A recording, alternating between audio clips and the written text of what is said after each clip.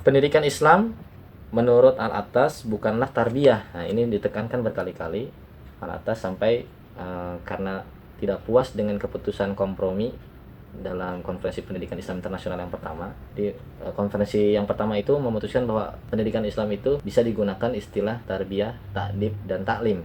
Ada 3 istilah. Nah, Al-Attas protes terhadap hal itu. Al-Attas protes sehingga tetap Al-Attas itu bersikukuh bahwa harusnya ta'dib. Karena apa? Nanti di sini kita lihat bahwa tarbiyah itu ternyata tidak tepat untuk mengistilahkan atau untuk menjadi istilah pengganti dari pendidikan. Tarbiyah menurut Al-Attas merupakan istilah yang relatif baru. Nah, ini kajiannya cukup mendalam dan mungkin penjelasannya tidak dilakukan saat ini. Tapi singkatnya bahwa tarbiyah itu aslinya tidak digunakan untuk maksud pendidikan, ya. Tidak sesuai dengan konsep tujuan pendidikan dalam Islam. Tujuan pendidikannya apa tadi? Untuk menghasilkan manusia yang baik, untuk melahirkan atau mendapatkan manusia yang baik, yaitu manusia yang beradab, manusia yang memiliki pengetahuan dan sikap tepat sesuai pada tempatnya. Nah, ini konsep adab tadi. Jadi tarbiyah itu tidak mengarah kepada sana, kepada hal tersebut. Istilah tarbiyah dimaksudkan untuk mengungkapkan makna pendidikan tanpa memperhatikan sifat yang sebenarnya. Jadi ketika kita menggunakan istilah tarbiyah untuk pendidikan, kita itu berarti tidak memperhatikan sifat-sifat atau hakikat dari pendidikan.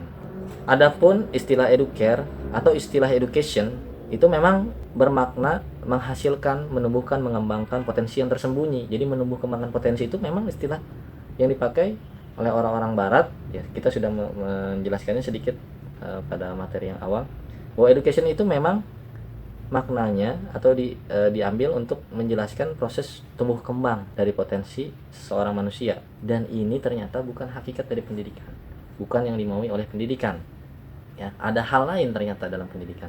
Jadi ya, kita tidak mengatakan hal ini tidak penting, tapi kita mengatakan bahwa hal ini berbeda soal atau beda domain, beda konteks, beda persoalan, beda wilayah pendidikan atau domain pendidikan itu domain untuk menjadikan orang memiliki pengetahuan tadi terkait dengan akal dan ilmu yang benar sesuai tepat pada tempatnya dan bersikap sesuai dengan pengetahuannya. Kemudian nanti kita lihat bahwa konsep ilmu ini juga tidak terangkum dalam istilah tarbiyah atau educare, karena dia itu proses menumbuh kembangkan potensi yang ada di dalam diri. Sedangkan ilmu pengetahuan itu datang dari luar diri manusia yang ditanamkan ke dalam diri manusia. Sehingga ini bertolak belakang secara pendekatan, ya. Menurut Al-Attas, proses menghasilkan dan mengembangkan dalam istilah yang tadi, istilah tarbiyah tadi, mengacu pada sesuatu yang bersifat fisik dan material. Nah, apalagi ternyata istilah tarbiyah yang ternyata sama secara konotatif dengan istilah education itu ternyata hanya mencakup urusan fisik dan materi semata, sementara wilayah pengetahuan, ya, itu metafisik.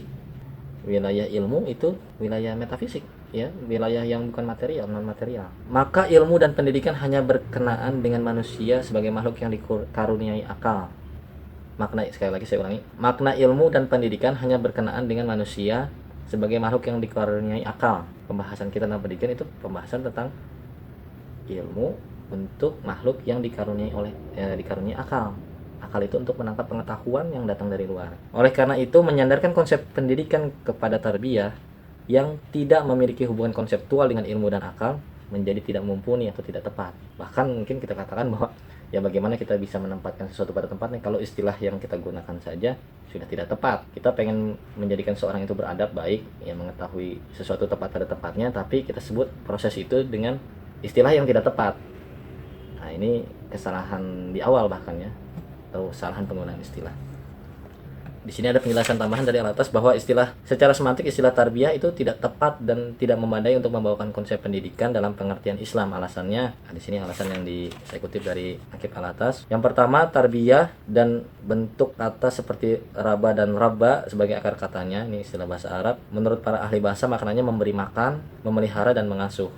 Makna ini mengacu kepada segala sesuatu yang tumbuh, seperti anak-anak itu tumbuh, kemudian tanaman itu tumbuh juga, dan yang lainnya. Pada dasarnya tarbiyah berarti mengasuh, menanggung, memberi makan, mengembangkan, memelihara, membuat, menjadikan tumbuh, membesarkan, menjinakkan. Nah, itu jadi istilah-istilah definisinya atau konotasi dari istilah tarbiyah itu tadi mengasuh, menanggung, memberi makan, memelihara, menjadikan, menjinakkan dan sebagainya. Penerapannya dalam bahasa Arab, istilah tarbiyah dalam bahasa Arab sendiri tidak hanya terbatas pada manusia, jadi dia bukan istilah khusus untuk manusia, bukan istilah yang spesial. Sementara kita ini memaksudkan pendidikan itu spesial untuk manusia. Pendidikan itu hanya terjadi pada manusia karena manusia yang memiliki akal dan pengetahuan. Di luar manusia itu berarti pembahasannya lain gitu. Penerapan tentang tarbiyah itu mengacu pada tanaman dan hewan juga, tidak mengacu kepada manusia secara khusus. Yang kedua, tarbiyah mengacu pada gagasan kepemilikan. Jadi acuan konsep tarbiyah menurut Al-Attas itu ada gagasan kepemilikan di dalamnya. Mengacu pada istilah Ar-Rabb, kepemilikan ini berarti pencipta yang mengatur, memelihara, menjaga, mengurus dan memberikan rezeki. Kalau tadi berarti memberikan makan. Berarti memelihara, menjaga, mengurus, memberi makan atau memberikan rezeki itu Rabb, ya Rabb. Sehingga murabi ya itu tugasnya, ya menjaga, mengatur, memberikan rezeki, itu murabi, bukan mengajarkan pengetahuan. Kita lanjutkan. Jika diterapkan kepada manusia atau hewan, tarbiyah mereka adalah mengasuh, menanggung, memberi makan, mengembangkan, membesarkan dan memelihara. Dalam kasus manusia berarti ini dilakukan oleh orang tua. Ya, orang tua terhadap anaknya itu melakukan proses tarbiyah. Orang tualah yang melakukan tarbiyah atas anak keturunannya sehubungan dengan hak milik yang dipinjamkan oleh Allah sebagai pencipta. Jadi karena ada gagasan kepemilikan, orang tua memiliki anak, ya, sehingga dia melakukan tarbiyah.